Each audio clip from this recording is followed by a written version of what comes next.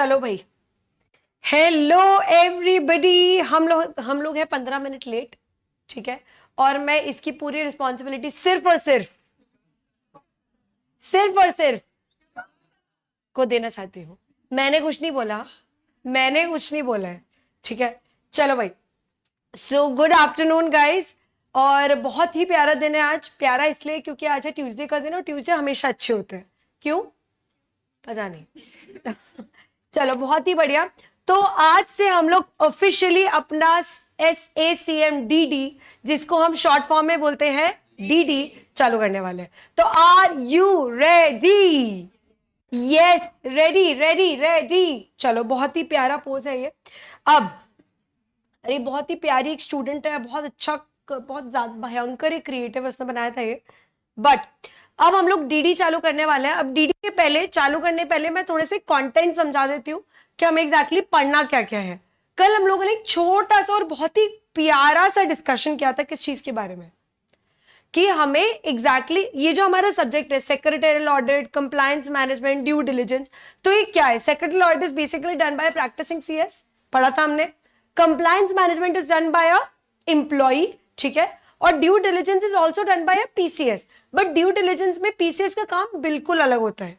Y I choose this subject particularly? क्योंकि मैं दोनों साइड रही हूं, मैंने दोनों साइड के लड्डू खाए।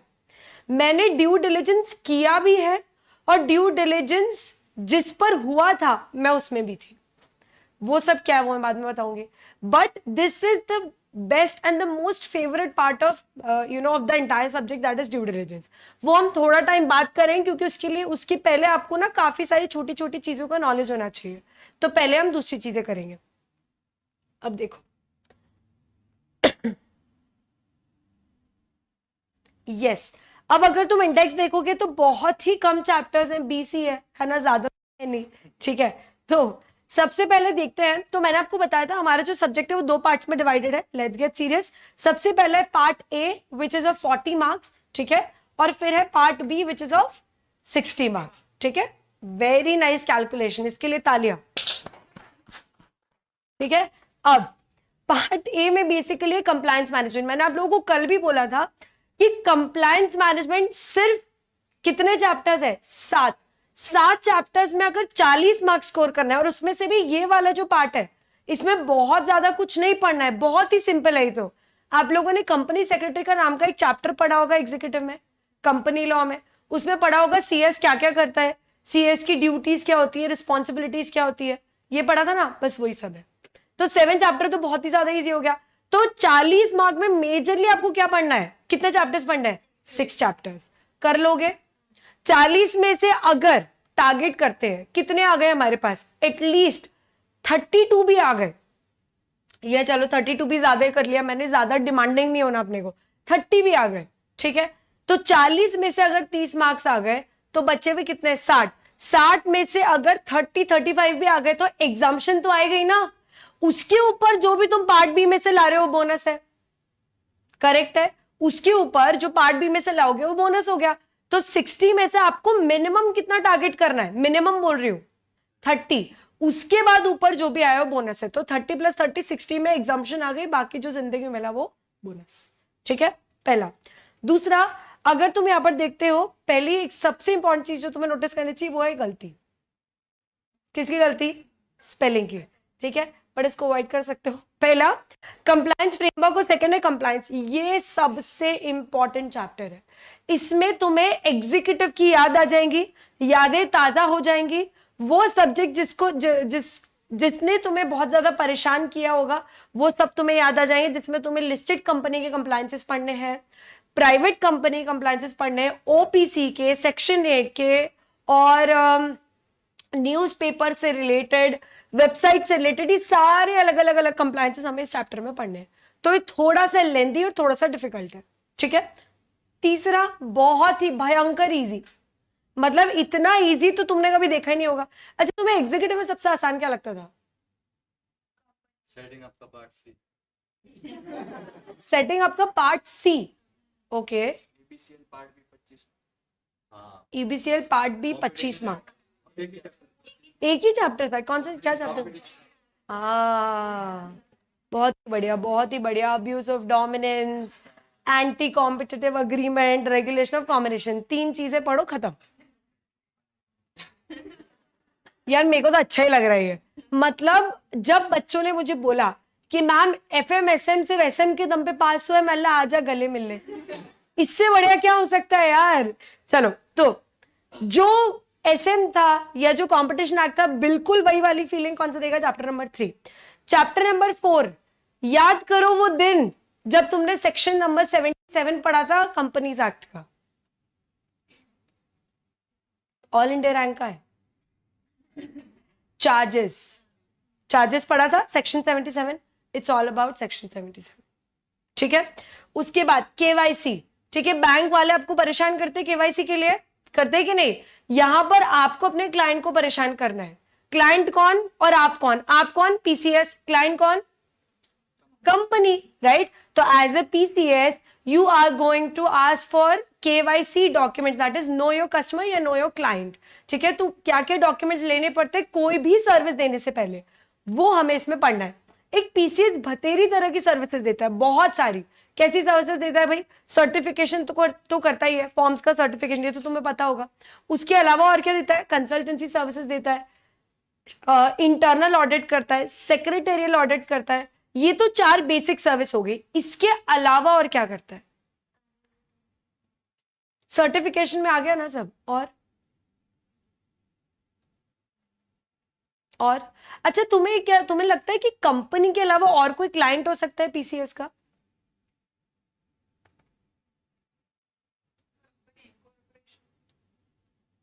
हाँ, इनकॉर्पोरेशन, यस, वेरी नाइस। और कोई क्लाइंट हो सकता है क्या PCS का?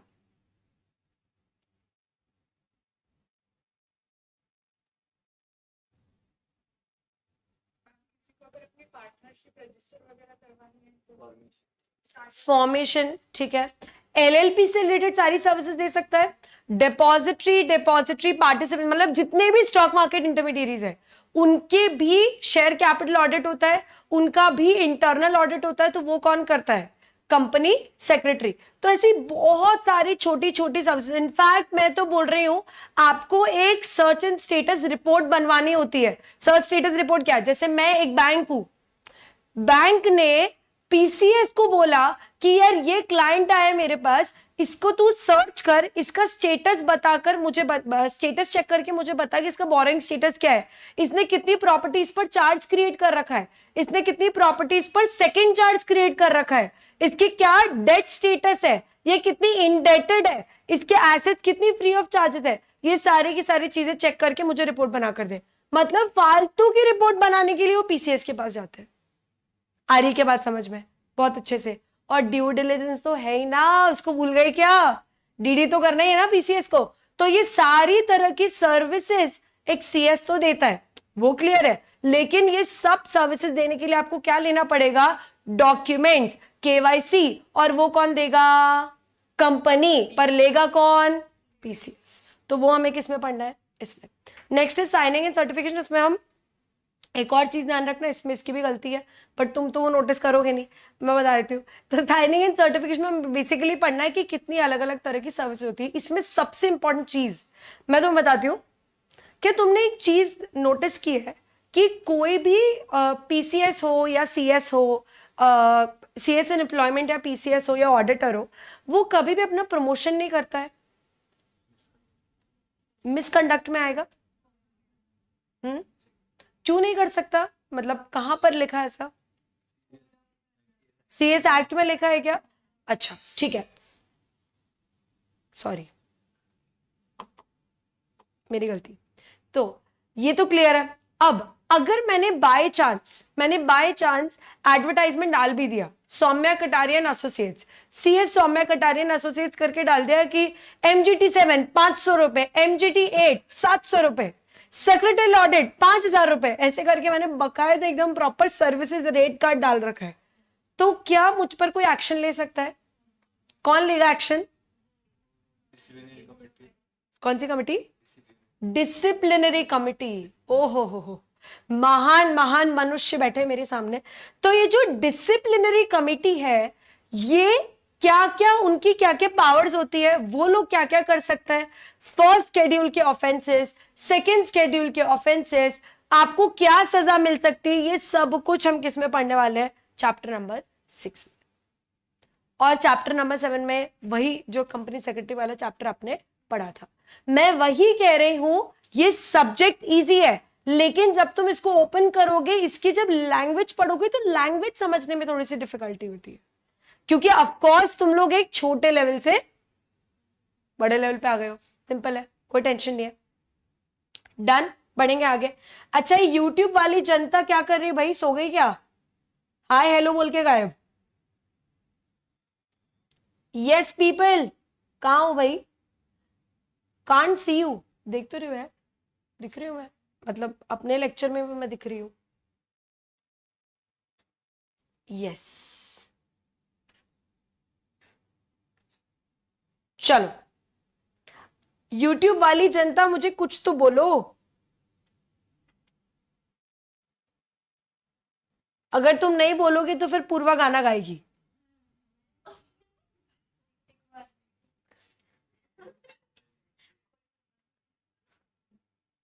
कोई कुछ नहीं बोलेगा तो पूर्वा गाना गाएगी। यस, हाँ अभी अभी आने लग गए, या तो मुझे पहले से आ नहीं रहे थे मैसेजेस। सॉरी, झूठ बोलते थे नहीं आया करके, मतलब आ जिंदा है, जिंदा, एक ने लिखा है जिंदा है मैम, बोल दिया हेलो हेलो। हाँ अभी अभी लग रहा है ना मुझे कि लोग जिंदा है। यस, बहुत ही बढ़िया, बहुत ही बढ़िया, एक नंबर। चलो, तो आज हम बेसिक चीज समझते हैं जिसको हम बोलते हैं कंप्लायंस। मुझे फटाफट से बताओ what do you mean by compliance.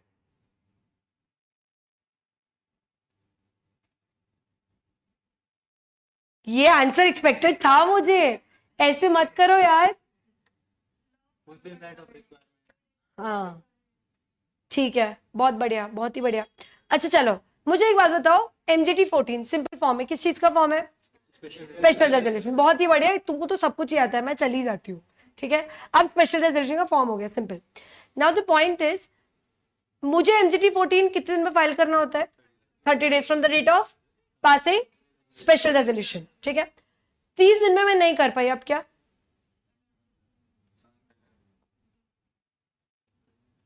Late fees, penalty नहीं, ठीक है, चूज योर वर्ड्स, है ना, लेट फीस। ठीक है, तो सिंपल सी बात है, MGT 14 फाइल करने में के लिए मुझे 600 रुपए लगते हैं। अगर मैंने बाय चांस डिले किया तो मुझे पर डे के हिसाब से, वीक के हिसाब से, वो फॉर्म टू फॉर्म डिपेंड करता है। ठीक है, तो मुझे 100 रुपए लेट फीस लगेगी, है ना। अगर मैंने लेट फीस डाल के, मेरे जो बॉस थे, मेरे जो सुपीरियर थे, उनको सॉरी वॉरी बोल दिया, मतलब सॉरी सर लेट हो गया, भूल गई, ब्ला ब्ला, क्या करोगे? ठीक है, अब तो हो गया ना लेट, अब तो निकल गई डेट, अब क्या करोगे? अब the point is, late fees के साथ भी मैंने फॉर्म फाइल कर दिया, तो क्या कंप्लायंस हो चुका है? फॉर्म तो फाइल हो गया ना, कंप्लायंस तो हो गया, बट क्या ये कंप्लायंस अच्छा कंप्लायंस है? नहीं, हमें तो ड्यू डेट के पहले करना है। देखो हम इंडियंस हैं, प्रोक्रास्टिनेशन हमारे खून में है। ठीक है, काम डिले करना, कल करेंगे, परसों करेंगे, ये तो हमें आता ही है। लेकिन क्या फॉर्म के साथ ही मस्ती कर सकते हो? नहीं। द पॉइंट इज कि जब हम ड्यू डेट तक फॉर्म फाइल करते हैं तो वो कंप्लायंस है, ड्यू डेट के बाद लेट फीस के साथ भी करते हो वो भी कंप्लायंस है। लेकिन हमें सेकंड वाला ऑप्शन नहीं सीखना है, हमें फर्स्ट वाला ऑप्शन सीखना है। And that my friend is compliance management. और ये कंप्लायंस मैनेजमेंट करने के लिए इतनी सारी चीजें की जाती है, इतना सारा खर्चा किया जाता है जिसकी तुम्हें आइडिया भी नहीं है, जो हम इस चैप्टर में पढ़ने वाले हैं। ठीक है, तुम्हें फटाफट से मुझे एक बात बताओ, यूट्यूब वाले बच्चे बताएंगे, मैम कैमरा घुमा के स्टूडेंट्स दिखाओ ना, ये देखो ठरकी पाने चालू, और बहुत सारी लड़कियां हैं वैसे, यहाँ पे मैं बता देती हूँ, आपका नेटवर्क खराब है। बेशरम। हाँ मैम, रिकॉर्डेड लेक्चर्स को कैसे देखना है उसका स्केड्यूल बताइए। अरे इस वीक में मैं प्रॉमिस कर रही हूं कि इस वीक में स्केड्यूल आ जाएगा। मैं प्रॉमिस मतलब बिल्कुल दिल से प्रॉमिस। आग लगा दी, बहुत बढ़िया, आग लगा दी। Complying with all legal and regulatory framework, yes, very nice, very nice. अब देखो मेरी बात सुनो बहुत ही ध्यान से और बहुत ही प्यारी तरीके से। मुझे सबसे पहले बताओ, हमारे यहां पर 4 फर्म्स को बिग 4 फर्म्स बोलते हैं, कौन सी है वो? बस हो गया, केपीएमजी, डेलॉइट, बस हो गया। चलो फोन आ गया होगा बीच में। केपीएमजी ये जिससे फोन पे बात करता है ना सबको मना कर देगा, मैम के लेक्चर के आसपास फोन ही मत करना। चलो, केपीएमजी, डेलॉइट, ईवाई और पीडब्ल्यूसी, ठीक है, ये 4 हो गई। क्या लगता है क्या करते हैं लोग? ऑडिट करते हैं और कंसल्टेंसी, और ये तो सिर्फ हमें पता है कि ये करते हैं। सीए का काम, सीएस का काम, ऑडिटिंग, कंसल्टेंसी देना, ऑडिट रिपोर्ट बनाकर देना, सब हमें ये लगता है। लेकिन इसका एक बहुत ही अलग सेल है जो होता है आईटी डिपार्टमेंट, आईटी सेल, ठीक है, जिसका हमने इतना सुना नहीं क्योंकि हमें फर्क ही नहीं पड़ता है कि वो क्या आईटी सर्विसेज देते हैं। अब मैं तुम्हें बताती हूँ, ये जो बिग 4 फर्म्स है, बिग 4 में भी सबसे ज्यादा टॉप पर चल रही इस पर्टिकुलर चीज में जिसके बारे में बताने वाली हूँ, आईटी वाला जो सॉफ्टवेयर है उसके बारे में बता रही हूँ, वो है KPMG. So KPMG basically creates a software जिसको हम बोलते हैं कंप्लायंस टूल, जिसको हम क्या बोलते हैं मेरी जान? Compliance tool. So compliance tool is created by KPMG. ना what is this compliance tool? तो बेसिकली क्या होता है, एक ऐसा सॉफ्टवेयर, एक ऐसा डेटाबेस क्रिएट करके ये कंपनी जो है वो बहुत सारी अलग अलग कंपनीज को प्रोवाइड करती है, सप्लाई करती है, जिसमें कि आप कंप्लायंसेस को मैनेज कर सकते हो। तुम तो जानते ही हो कि मैं तो लेट हो जाती हूं आने में, ठीक है, मुझे याद नहीं रहती है चीजें। अब अगर मुझे याद नहीं रहेगी तो मुझे कंप्लायंस टूल अलर्ट करेगा कि सौम्या 28 अक्टूबर को तुझे एमजीटी 14 फाइल करना है। आ रही बात समझ में?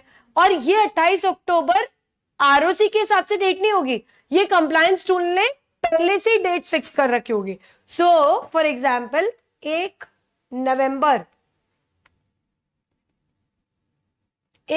को क्या पास हुआ? स्पेशल रेजोल्यूशन, ठीक है। तो अब क्या होगा, 1 नवंबर से हम मान लेते हैं 1 दिसंबर तक क्या है? Due date of what? Of MGT 14। Correct है। कंप्लायंस टूल बहुत स्मार्ट है, वो जानता है कि लोग प्रोक्रास्टिनेट करते हैं, वो जानता है कि लोग कल पर छोड़ देते हैं। तो कंप्लायंस टूल क्या करेगा? ड्यू डेट क्या फिक्स कर देगा? 25 नवंबर और एनी अदर डेट। आ रही बात समझ में? वो अलर्ट किस दिन पे दिखाना चालू कर देगा? 25 नवंबर को। तो लोग क्या करेंगे? एम्प्लॉइज क्या करेगा? कंपनी सेक्रेटरी इन एम्प्लॉयमेंट क्या करेगा? 25 नवंबर तक उसको क्या ड्यू डेट दिखेगी? 25 नवंबर। उसको भी पता है कि एक्चुअल ड्यू डेट क्या है 1 दिसंबर, बट कंप्लायंस टूल में क्या दिख रही है? 25 नवंबर। तो अकॉर्डिंगली वो फाइल कर देगा और उसको लेट फीस नहीं पे करनी पड़ेगी और इससे नुकसान किसका बचेगा? कंपनी का। आ रही क्या बात समझ में? ये तो एक छोटी सी चीज मैंने बताई है, बतेरी तरह की बहुत सारी ऐसी चीजें होती है जो कंप्लायंस टूल में अवेलेबल होती है। क्लियर है तो बोलो हाँ। क्लियर है सबको? बहुत अच्छे से। यस मैम, लेक्चर आ गए हैं रिकॉर्डेड, ठीक है, तो मैं पक्का बिल्कुल जोर से इस वीक में आपको बता दूंगी। केपीएमजीवाई, यस यस यस, बहुत ही बढ़िया, बहुत ही बढ़िया। चल, सो हमें अब यहां पर पढ़ना है compliance. Now why was I talking about compliance tool at all? मैं क्यों बात कर रही थी उसके बारे में? एक ही उसका रीजन है कि हमें यहां पर सिर्फ लॉ फॉलो नहीं करना है, वो तो करना ही है, उसके साथ मस्ती नहीं कर सकते हो, वो तो करना ही है, साथ में ऐसी बहुत सारी छोटी छोटी छोटी छोटी पॉलिसीज कंपनी के अंदर बनाई जाती है। जो कौन बनाता है? मैनेजमेंट बनाता है, बोर्ड ऑफ डायरेक्टर्स बनाते हैं, ठीक है, सीनियर मैनेजमेंट पर्सन बनाता है। हमने पढ़ा है ना ऐसे में, स्ट्रैटेजिक मैनेजमेंट पढ़ा है ना कि कॉर्पोरेट स्ट्रैटेजीज, बिजनेस स्ट्रैटेजीज, तो ये लोग बनाते हैं पॉलिसीज। तो हमें बेसिकली क्या करना है, अगर ये कंपनी है, बाहर की जो चीजें हमें फॉलो करनी है उसको हम बोलते हैं एक्सटर्नल लॉज, क्योंकि वो बाहर का बंदा बना रहा है। क्या हमारे कंट्रोल में लॉज? लॉ मेकिंग नहीं। क्या कंट्री का लीगल फ्रेमवर्क हमारे कंट्रोल में नहीं। तो एक्सटर्नल लॉज और इंटरनल पॉलिसीज, एक्सटर्नल लॉज और इंटरनल पॉलिसी। इंटरनल पॉलिसीज इसलिए बोला क्योंकि कौन बना रहा है, कंपनी के अंदर के लोग, और एक्सटर्नल लॉ इसलिए बोला क्योंकि कौन बना रहा है, कंपनी के बाहर के लोग। इन दोनों को जब आप कंप्लाई करोगे तब क्या होगा, कंप्लायंस मैनेजमेंट। आ रही है क्या बात समझ में। तो अगर अभी तक आपको लग रहा था कि मैम कंप्लायंस ही तो करना है, क्या बड़ी बात है, डेडलाइन सेट कर लेंगे, अच्छा ये कंप्लायंस टूल वगैरह खरीदने की क्या जरूरत है, तब पैसा लगाने की जरूरत है। आप बोलो हम अलार्म लगा लेते, फोन में रिमाइंडर लगा लेते, इसमें तक क्या खर्चा कर रहा है। या सिंपल है, यहां पर मेरा डेस्क, जो डेस्क होता है काम का वो है, यहां पर मैंने कैलेंडर रख लिया और उसमें मैंने एनसर्कल कर लिया। इतना आसान नहीं होता है। इतनी तरह के कंप्लायंसेस होते हैं कंपनी में कि it's not possible for you to retain and remember all the due dates that you are supposed to remember and file accordingly within those deadlines। आ रही क्या बात समझ में, बहुत अच्छे से, पक्का है क्या, यस बताओ हाँ है ना, फटाफट से डन। चलो अब हम एक छोटी सी डेफिनेशन पढ़ेंगे। लैंग्वेज का थोड़ा सा ध्यान रखना।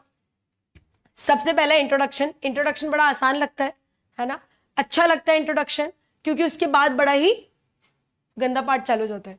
चलो सबसे पहला, the board of directors and management must recognise the scope and implications of law and regulations. Board को क्यों बोल रहे हैं यार, ये कौन होता है लॉ फॉलो करने के लिए, कौन होता है, who is basically responsible for following all the laws. चल सिंपल, मुझे बताओ पैसा किसने लगाया कंपनी में, शेयर होल्डर्स। शेयर होल्डर्स को पता चला कंपनी जो है वो नॉन कंप्लायंट होती जा रही है, वो किसका गला पकड़ेंगे, गला छोड़ो, किसकी शर्ट की कॉलर पकड़ेंगे, बोर्ड ऑफ डायरेक्टर्स। क्यों पकड़ेंगे, रिस्पॉन्सिबल कौन है, बोर्ड है। अरे सिंपल सी बात है यार, शेयर होल्डर मुझे थोड़ा ढूंढने जाएगा, मैं कंपनी में सीएस हूं, ठीक है, मुझे थोड़ा ढूंढने जाएगा, कहां है वो कंपनी सेक्रेटरी, आओ उसका गला पकड़े। अरे वो तो बोर्ड को जाके बोलेगा ना कि तुम अपने एम्प्लॉइज को देखो। सो it's the board and the management is responsible for the compliance management of the entire company. उनको फर्क नहीं पड़ता कौन सा एम्प्लॉय कंप्लायंस कर रहे कौन सा नहीं कर रहे, be it share holder, be it creditor, जितने भी स्टेक होल्डर्स हैं, हर किसी को सिर्फ और सिर्फ फर्क पड़ता है बोर्ड ऑफ डायरेक्टर्स और उनके काम और उनकी हरकतों से। क्लियर है बहुत अच्छे से। So it's the board and the management who must recognise the scope of compliance. अब आई बात समझ में बहुत अच्छे से। मैम हमें तो अभी तक सीएस लग रहा था, इन्होंने तो हमसे रोल ही छीन लिया। भाई काम सीएस ही करेगा, बट करवाएगा कौन, बोर्ड। और बोर्ड क्यों करवाएगा ये काम, क्योंकि कौन बैठा उनके सर पे, अभी क्लियर है, ठीक है। अब मैं बताती हूँ, इस पे डायरेक्टली आ जाता है कॉमन क्वेश्चन। तो यू मस्ट अंडरस्टैंड, तुम्हें समझ में आना चाहिए कि क्यों हुआ, बोर्ड पर क्यों आया। काम सीएस ही करता है, बट उसको काम डेलीगेट बोर्ड करता है, और बोर्ड डेलीगेट इसलिए करता है क्योंकि share holders are expecting the company to be compliant. Clear. अब देखो, कंप्लायंस मैनेजमेंट सिस्टम जिसको हम बोलते हैं सीएमएस, ठीक है। मैं बैठ जाती हूँ यार, बड़ा मुश्किल है इसको खड़े रह के करना। नीचे भी तो नहीं चाहिए ना। हाँ जी यूट्यूब वाली जनता, यस चलो मजा ही आ गया यार, मैं बता रही हूँ, मतलब इतनी खुशी हो रही ना अंदर से, ऐसी एक्साइटमेंट हो रही है। मैं बहुत ज्यादा नीचे तो नहीं आ गई हूँ, नहीं।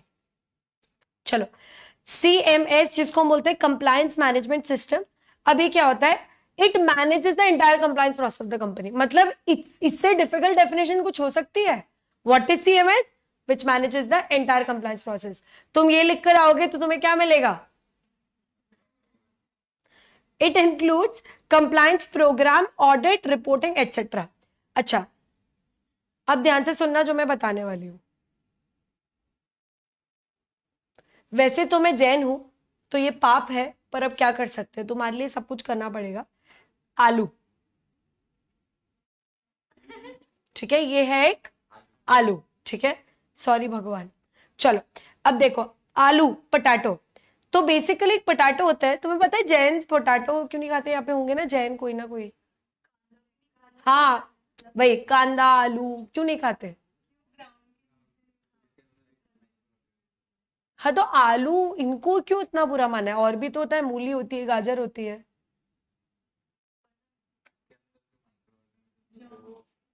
ज्यादा होता है।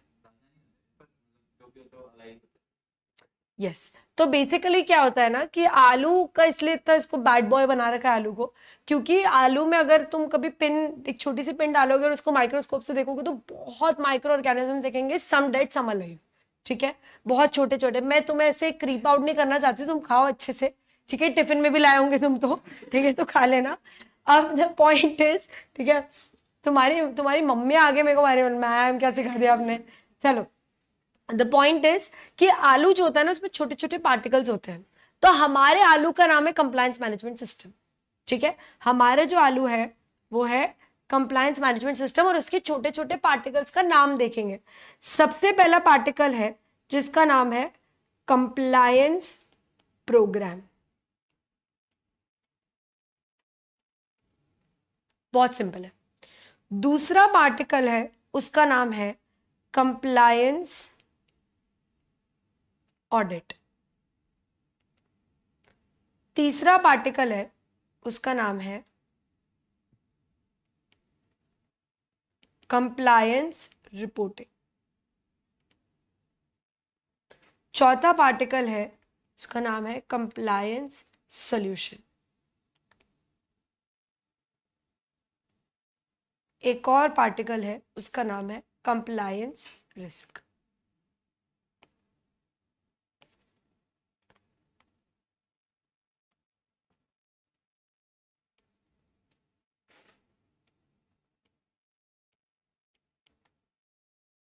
ये सीक्वेंस में हमने अपने पार्टिकल्स को जमा लिया और क्या बना लिया? आलू। ठीक है, पाप पड़ेगा। अब देखो, सबसे पहला अगर तुम सीक्वेंस देखोगे, बड़ा ही सिंपल सीक्वेंस है यार, मतलब बहुत ही सिंपल है। सबसे पहले क्या आई? Compliance risk. What is compliance risk? Risk of non compliance is compliance risk. What is risk of non compliance? अगर मैंने कंप्लायंस नहीं किया तो क्या होगा? लेट फीस लगेगी, पेनल्टी लगेगी। ज्यादा नॉन कंप्लायंस किया तो डायरेक्टर का इंप्रिजनमेंट होगा, मुझे क्या। पर ये है क्या? Compliance risk. ठीक है, तो हम क्या बोलेंगे इसको? Risk of non compliance. बहुत ही बढ़िया, एक नंबर। चल, अब रिस्क ऑफ नॉन कंप्लायंस हो गया, वेरी सिंपल। अब मुझे दिख गई कंपनी में कंप्लायंस रिस्क, मैं कौन हूं पहले ये डिसाइड करो। वैसे तो मेरा नाम माँ बाप ने सौम्या कटारिया रखा है, बट अभी के लिए हम मुझे मानते हैं कंप्लायंस मैनेजर। तो मैं हूं कंप्लायंस मैनेजर। ठीक है, और मैंने नोटिस की कंप्लायंस रिस्क, नोटिस कर ली। तो अब मैं क्या बनाऊंगी? एक कंप्लायंस प्रोग्राम। मैं प्रोग्राम क्यों बनाऊंगी भाई? अब मुझे देखना पड़ेगा ना कि मैं कैसे इस रिस्क को कम कर सकती हूं। कभी भी नॉन कंप्लायंस की रिस्क एलिमिनेट नहीं हो सकती, खत्म नहीं हो सकती, एलिमिनेट जिंदगी में नहीं हो सकती, लेकिन कम जरूर हो सकती। आ रही बात समझ में? तो मुझे तो ये तरीका देखना है कि कैसे मैं कंप्लायंस रिस्क को कम करूं, और उसके लिए मैं बनाऊंगी प्रोग्राम। अब प्रोग्राम से क्या याद आता है? Birthday party. ठीक है, अभी अक्टूबर में किसी का बर्थडे? अरे मैं नहीं मांगूंगी पार्टी यार, अपन तो कल तक ही साथ में। नवंबर में? ये तुम क्या बच्चे हो रे? अच्छा, यूट्यूब वाली जनता में कोई है क्या? Madam, as I am not keeping well, please continue till 2 PM। Okay, सामने वाले बच्चे, भंडारी जी, सामने वाले बच्चे घबरा गए कि मैम 2 बजे तक भी मत पढ़ाओ। ओहो, नहीं नहीं नहीं नहीं नहीं नहीं नहीं नहीं नहीं नहीं नहीं, ये नीलम सर है, ये नीलम सर है। He'll start CRI at 3:15 for today. Okay, चलो। हेलो यशविनी, चलो चिंता मत करो, घबराओ मत, अपन अपना करेंगे। हाँ, अब बर्थडे। ठीक है, तो मान लेते हैं कि मेरा एक, हाँ देखो नम्रता है ना, तुम लोगों से कोई कोई तुम कोई काम के नहीं हो। नम्रता का 13 नवंबर को बर्थडे है। ठीक है, तो अब देखो 13 नवंबर को नम्रता की पार्टी है। ठीक है, नम्रता कहाँ आना है हमें बता दो। JW में आ जाए क्या?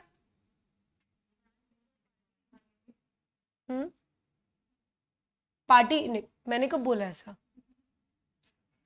बर्थडे पार्टी नहीं मांगू, हाँ, ये रीति रिवाज के खिलाफ है। चलो, नाउ द पॉइंट इज कि चलो 13 नवंबर को बर्थडे है, ठीक है। अब देखो बर्थडे पार्टी है तो सबसे पहले हम क्या करते हैं बर्थडे पार्टी में जाके, और अच्छी वाली पार्टी है ये, तुम अपनी वाली पार्टीज मत डिस्कस करना, ठीक है, इज्जत वाली पार्टी जो घर वालों के हिसाब से पार्टीज होती है, ठीक है।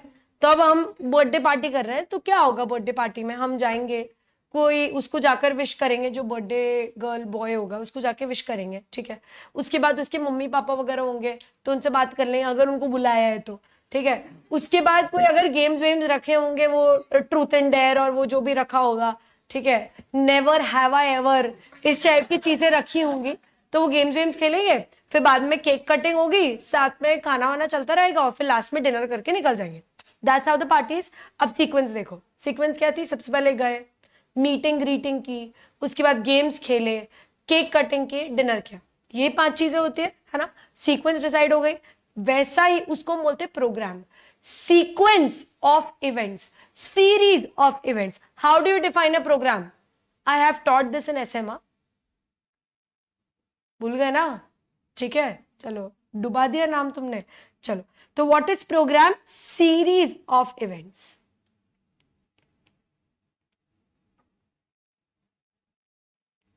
है ना। तो सीरीज ऑफ इवेंट्स हमें इसमें डिसाइड करना है कि हम पहले क्या करेंगे, फिर क्या करेंगे, फिर क्या करेंगे, फिर क्या करेंगे, ठीक है। So we need to figure this out in compliance program. सबसे ज्यादा मेहनत मैं कह रही हूं इसमें है, अगर आपने ये अच्छे से कर लिया तो आपकी जिंदगी आसान हो जाएगी। क्या आसान हो जाएगी? जिंदगी। ये करने के बाद अब हम करेंगे कंप्लायंस ऑडिट। क्या बोल रहे हो मैम, कंप्लायंस का भी ऑडिट होता है? अभी तक तो स्टैट्यूटरी ऑडिट सुना था, सेक्रेटरियल ऑडिट सुना था, इंटरनल ऑडिट सुना था, कॉज भी सुना था। ये क्या होता है कंप्लायंस ऑडिट? सो जो भी मेहनत कंप्लायंस प्रोग्राम में की उसका ऑडिट किया जाएगा बकायदा। और ये कौन करेगा? फिर से मैम कंपल्सरी है क्या PCS करे? नो, कोई भी कर सकता है, करना किसी चाहिए PCS। जैसे वो इंटरनल ऑडिट के हाल है, बिल्कुल इज्जत नहीं मिलती इंटरनल ऑडिट को, बिल्कुल वैसे ही कंप्लायंस ऑडिट को इज्जत नहीं मिलती है। कोई भी कर सकता है, करना किसको चाहिए? PCS को। ये करने के बाद ऑडिट रिपोर्ट होगी, जो भी कंप्लायंसेस किए होंगे वो सब किए जाएंगे रिपोर्ट। किसको रिपोर्ट किए जाएंगे? ऊपर बोर्ड को रिपोर्ट किए जाएंगे। बोर्ड को क्यों कर रहे भाई रिपोर्ट हम? क्योंकि शेयर होल्डर्स क्या पकड़ के बैठे हैं? गला, कॉलर। आ रही के बात समझ में? तो ऊपर तक हमें रिपोर्ट तो भेजनी पड़ेगी। रिपोर्ट भेजने के बाद बोर्ड सजेशंस मांगेगा CS से, कंप्लायंस मैनेजर से, मैनेजिंग डायरेक्टर से और बोर्ड। ये लोग सब साथ में मिलकर सॉल्यूशन ढूंढेंगे कि हमें कंपनी में रिस्क कैसे कम करनी है। आ रही है क्या बात समझ में? बहुत अच्छे से, पक्का। तो सबसे पहले तो हमने क्या देखी? रिस्क। कंपनी में देखी गड़बड़ हो रखी है, रिस्क हो रखी है। उसके बाद हमने उसके बेसिस पर प्रोग्राम बनाया, सीरीज ऑफ स्टेप्स डिसाइड की। वो करने के बाद फिर हमने क्या किया? ऑडिट, बकायदा टेस्टिंग करवा ली।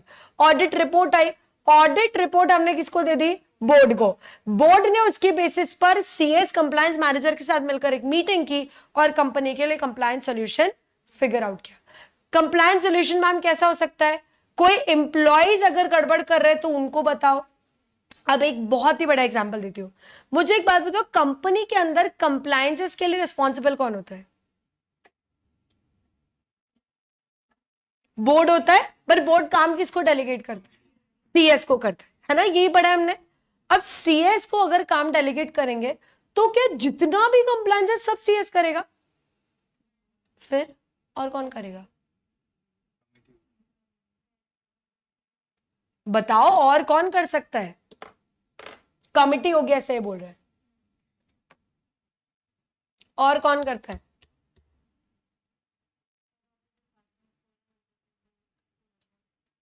ओके, ठीक है, बहुत ही बढ़िया। अच्छा ठीक है, चलो मुझे एक बात बताओ, कंपनी लेबर लॉ पढ़ा है? सैलरी देनी होती है, सिंपल है, लेबर लॉ का कंप्लायंस, सैलरी दे दो टाइम पर। सैलरी कौन देता है? सीएस देता है, एचआर देता है। तो कंप्लायंस कौन कर रहा है? एचआर। तुम कभी डोमिनोज के रेस्टोरेंट में गए हो, या तुमने देखा है वो लोग कैप वैप पहनते हैं?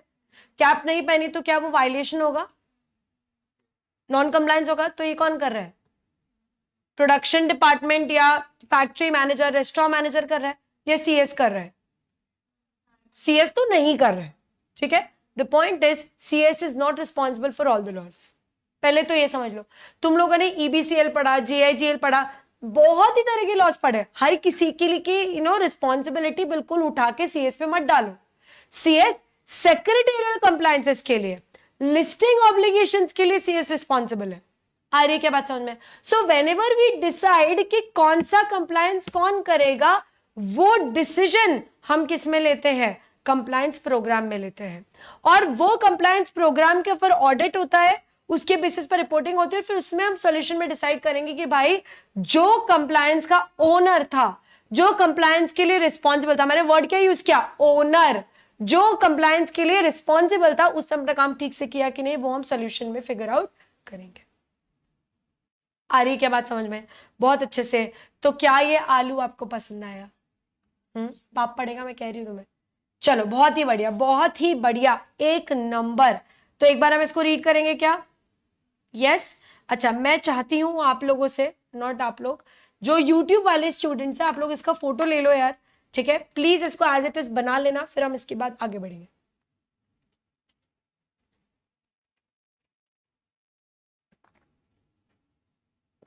भूख भूख तो नहीं लग रही है? लग रही है। कितनी गंदी शक्ल, बाप रे। मतलब अगर मैं थोड़ा भी फूड आइटम कुछ यहाँ पर ले आती ना, तो तुम यहाँ पर बिल्कुल आके खा जाते। कल का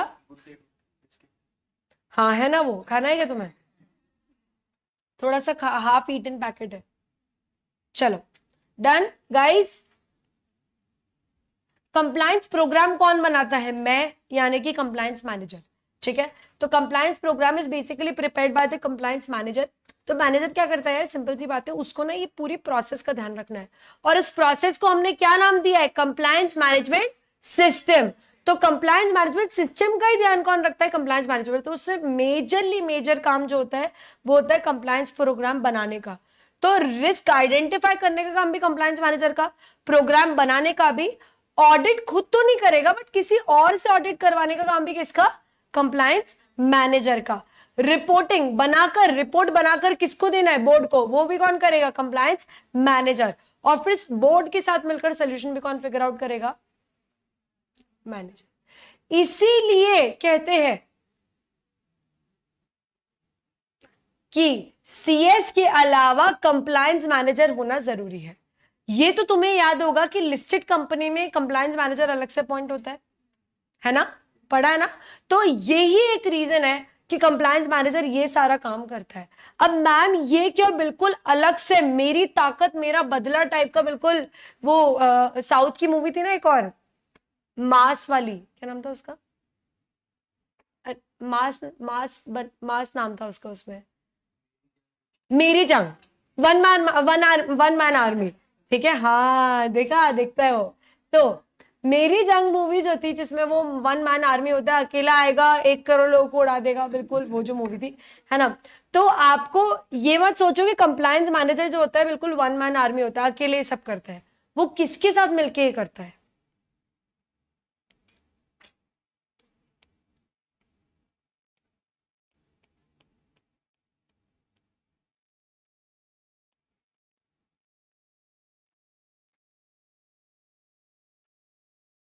अच्छा, ऑडिट कमिटी। मैम वही तो, अब थोड़ा रिलेट कर पा रहे हैं, आपने थोड़ा कुछ सुने सुने नाम ले लिए, ठीक है।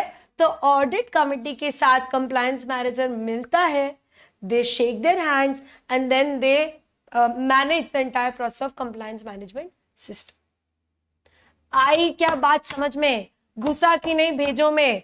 घुटने में दर्द हुआ कि नहीं? हाँ नहीं हुआ? चलो बहुत ही बढ़िया। चलो एक बार थ्योरी रीड करते हैं इसकी यार अपन, मस्त तरीके से एकदम।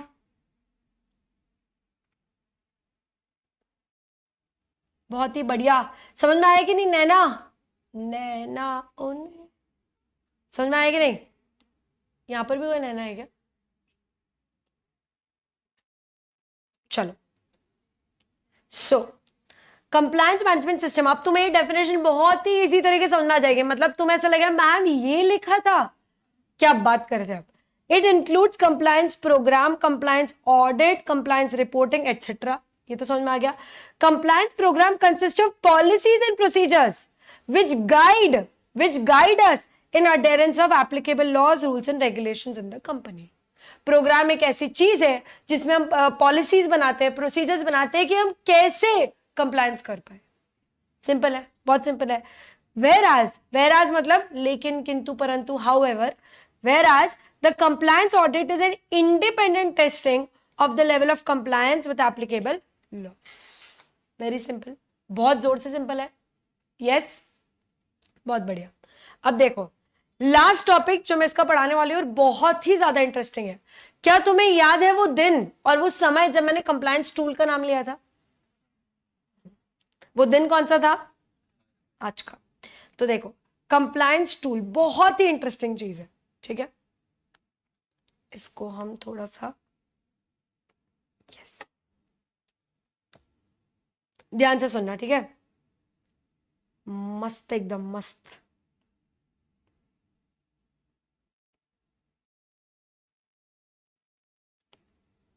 इसने क्या गेस किया तुमने देखा? टेबल। तालियां।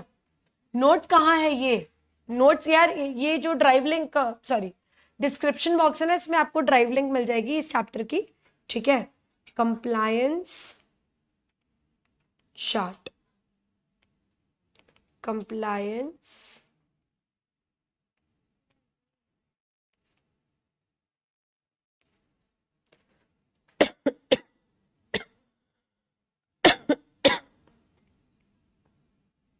Score card.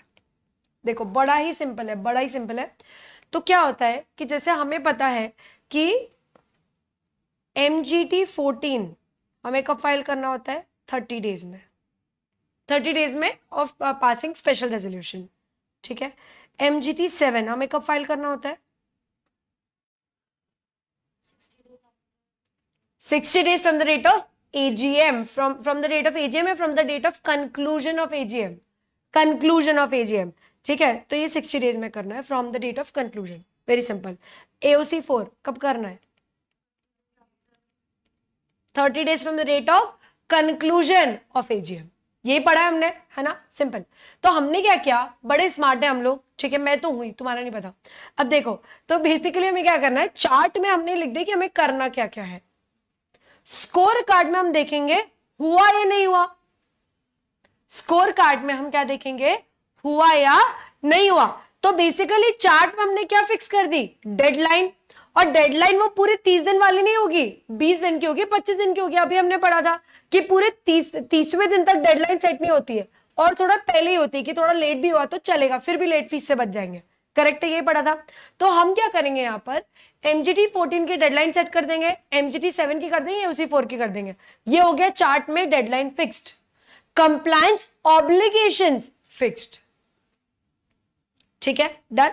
पहली चीज। दूसरी चीज, अब स्कोर कार्ड में क्या हुआ? हुआ या नहीं हुआ, हुआ नहीं हुआ, हुआ नहीं हुआ, टिक टिक टिक टिक टिक लगाते जाएंगे। MGT 14 30 दिन में फाइल हो गया, टिक।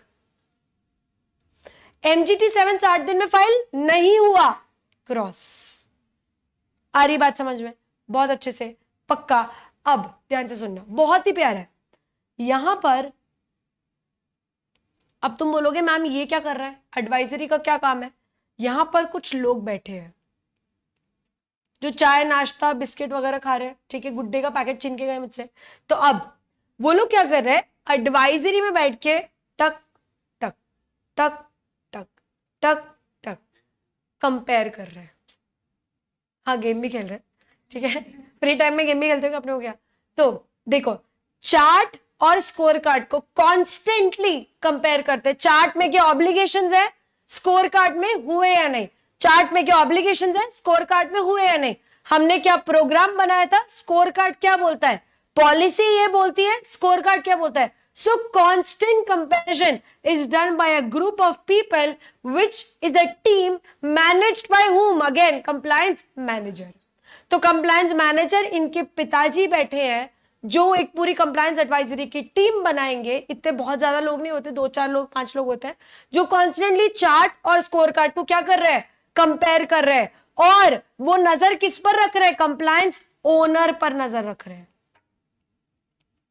किस पर नजर रख रहे हैं वो? कंप्लायंस ओनर पर। तो बहुत ही सिंपल सी बात है, मजा ही आ गया है। कंप्लायंस ओनर पर किसकी नजर है? कंप्लायंस एडवाइजरी की। क्यों है नजर? क्योंकि वो चार्ट और स्कोर कार्ड को कंपेयर कर रहे हैं। पता जैसे ही चला कि एचआर डिपार्टमेंट ने सैलरी तो टाइम पर दी लेकिन बोनस नहीं दिया, एम्प्लॉयज को ले ऑफ, बजट कम पड़ रहा था तो एम्प्लॉयज को निकाल तो दिया पर कॉम्पनसेशन नहीं दिया। हो गया ना लेबर लॉ का वायलेशन, नॉट वायलेंस, वायलेशन हो गया ना। द पॉइंट इज कि अगर ऐसा कुछ होता है तो it is the advisory who is going to look into the matter, check the chart and scorecard and accordingly report it to the compliance manager कि सर देखो आपकी आंखों के नीचे ये चल रहा है, आपको पता भी नहीं है। आ रही बात समझ में? बहुत अच्छे से। इस पूरे सिस्टम को हम बोलते हैं कंप्लायंस फ्रेमवर्क। इसको हम क्या बोलते हैं मेरी जान? Compliance framework. So compliance framework में 3 कंपोनेंट्स होते हैं, chart, advisory, score card. Chart contains all the compliances कि क्या क्या कंप्लायंस करना है, क्या क्या लॉ अडेयर करना है, क्या क्या लॉ फॉलो करना है, वो सब होता है।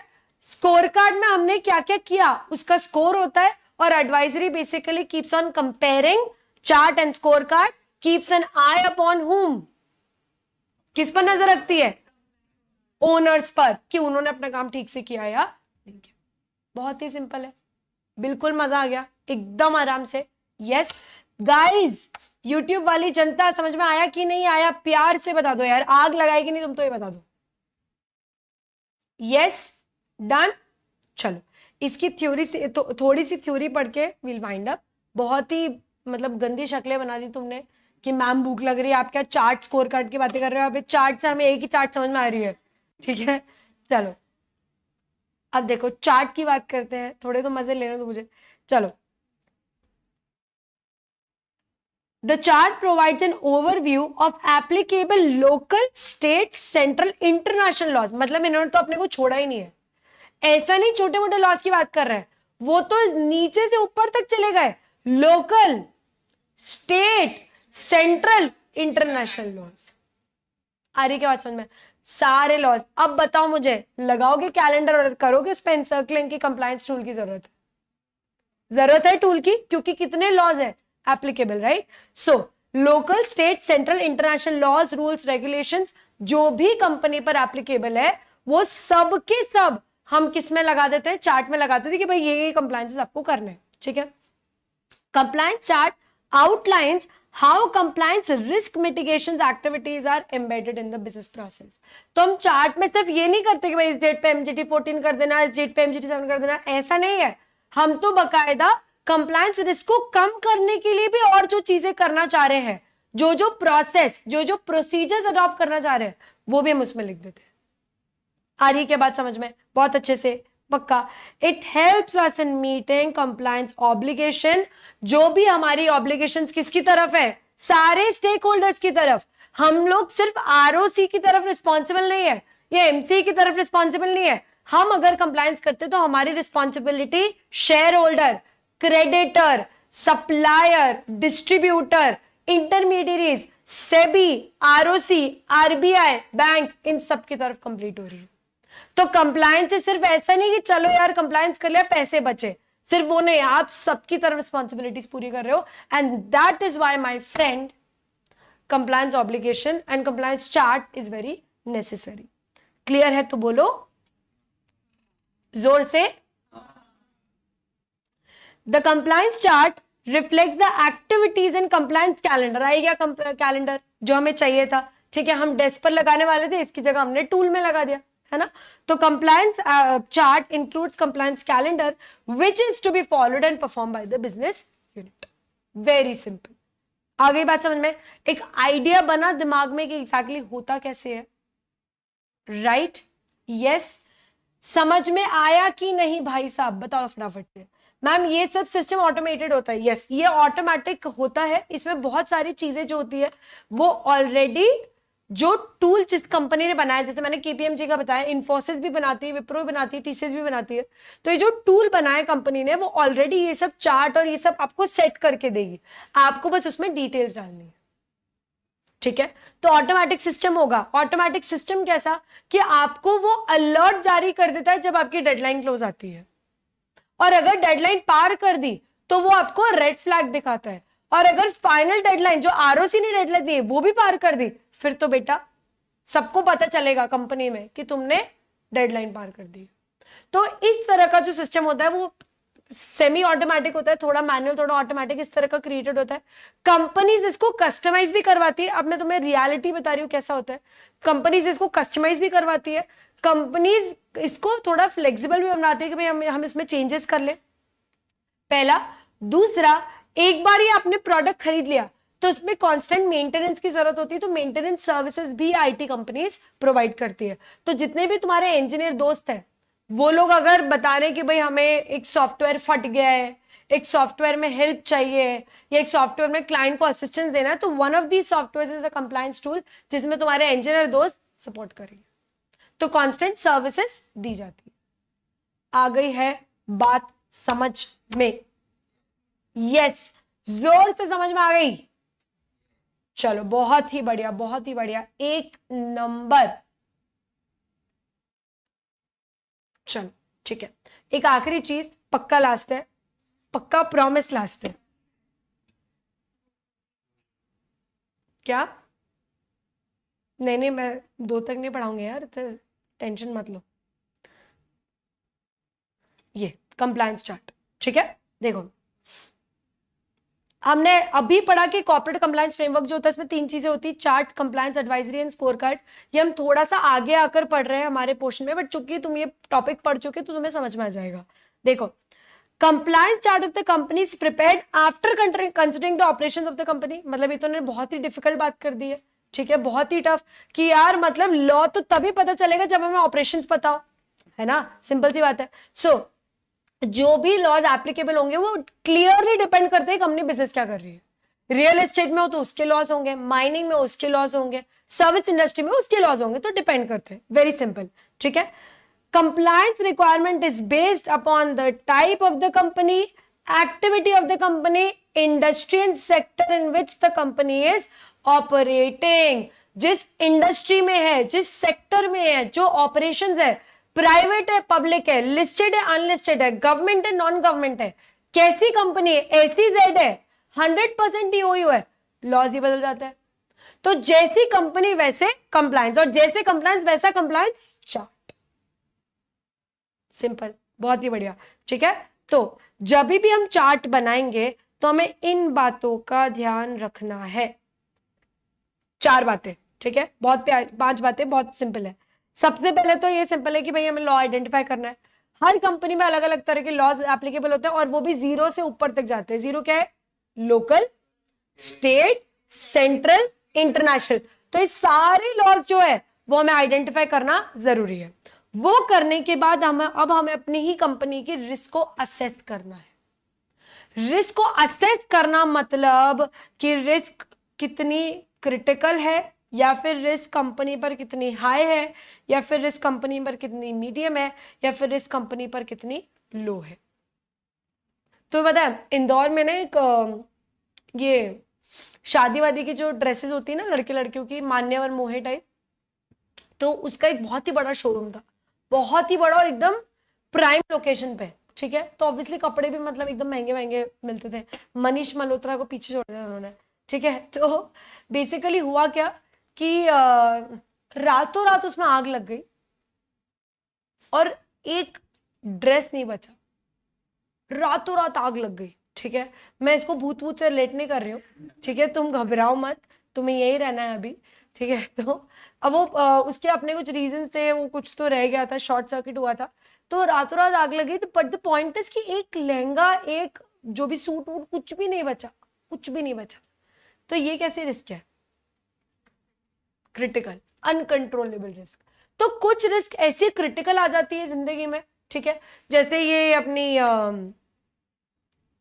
शाहरुख खान का बेटा अगर इन सब में फंस गया है, तो Shahrukh Khan is also losing a lot of deals and projects, वो भी लूज कर रहा है, तो ये हाई रिस्क हो गई। ऐसा नहीं कि उसकी मूवी बंद हो जाएगी, मूवी चलेगी बट फिर भी नुकसान तो हो ही रहा है, तो ये हाई रिस्क हो गई। फिर उसके बाद बहुत सारी मीडियम रिस्क होती है, लो रिस्क होती है। तो आपको असेस करना है कि अगर अब हमारी कंपनी में कंप्लायंस रिस्क है तो वो कैसी है, और उसको हमें मिटिगेट, कम कैसे करना है। क्लियर है? तो जब हम चार्ट बनाएंगे, we will identify what laws, then we'll figure out what risk assessment, कि रिस्क कैसी है हमारी कंपनी में, then we'll figure out what how to mitigate those risk. उसके बाद हम उन सब के बेसिस पर चार्ट में ही नजर रखने वाली जनता कौन है, कंप्लायंस एडवाइजरी, उनको हम वहीं पर बता देंगे कि आपको नजर कैसे रखनी है, मॉनिटर कैसे करना है। और चार्ट में ही हम रिपोर्टिंग फ्रेमवर्क भी बताएंगे कि इनके स्कोर कार्ड में गड़बड़ दिखती है तो एडवाइजरी को रिपोर्ट कैसे करना है। तो चार्ट आप बनाओगे तो 5 बातों का ध्यान रखोगे, लॉस के आइडेंटिफाई किए, रिस्क कैसे असेस की, मिटिगेशन के तरीके क्या है, मॉनिटरिंग कैसे करनी है और रिपोर्टिंग, ये 5 बातों का ध्यान रखोगे। मैं कह रही हूं इतना प्यारा चार्ट बनेगा तुम्हारा, इतना प्यारा कि मजा आ जाएगा। क्लियर है तो बोलो, जोर से बोलो। बहुत बढ़िया। देखो अब मैं जानती थी nonsense network, legal language compulsory है क्या सीएस प्रोफेशनल में? लीगल लैंग्वेज तो यार मेरे हिसाब से तो करनी चाहिए, बाकी तुम्हारी इच्छा। Of course Naina, of course बहुत कंपलसरी है, बहुत ही ज्यादा इंपॉर्टेंट है। इनफैक्ट मैं आप लोगों को बता दूं कि सीएस एग्जीक्यूटिव के पेपर्स और प्रोफेशन में यही डिफरेंस होता है, जिसके कारण स्टूडेंट्स को क्लियर करने में दिक्कत आती है। वो ये है कि एग्जीक्यूटिव में आप लोग बहुत ही टू द पॉइंट आंसर लिखते थे, 5 मार्क का है, 3/4 पेज भरा, दैट्स इट, है ना, यही करते थे। प्रोफेशनल में दे आर एक्सपेक्टिंग कंटेंट, आपको थोड़े ज्यादा कंटेंट, ज्यादा बड़े आंसर्स उनको देने पड़ेंगे, और लैंग्वेज पर इस बार ध्यान दिया जाएगा। एग्जीक्यूटिव में ना आप लोग थोड़ा सा ग्रामेटिकल एरर्स, स्पेलिंग मिस्टेक्स ये कर देते थे, बट आपका अगर सोल्यूशन सही होता था तो फिर वो मान लेते थे और आपको 5 में से 3, 3.5, 4 मार्क्स फिर भी दे देते।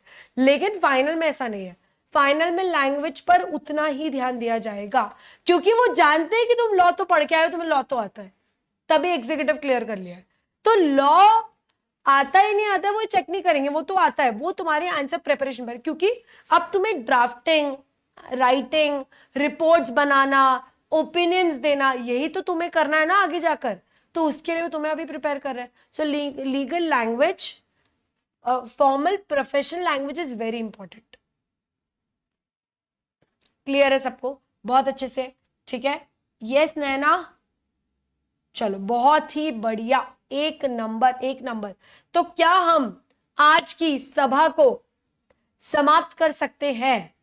मैम कर दो मैम, ऐसे क्या कर रहे हो मैम? क्लियर है सबको? वो तो मैं बता रही हूं, मैं नाम भूल गई यार इसका, स्वरूप, ठीक है। तो स्वरूप का मैं तुम्हें बता रही हूं, अगर मैंने क्लास यहाँ पे नहीं खत्म की होती वो लेट जाता वो, ठीक है। चलो, तो क्या हम YouTube वाली जनता, क्या हम आज की सभा को समाप्त कर सकते हैं बड़े प्यारी तरीके से? यस यस, चलो बहुत ही बढ़िया, बहुत ही बढ़िया, 1 नंबर।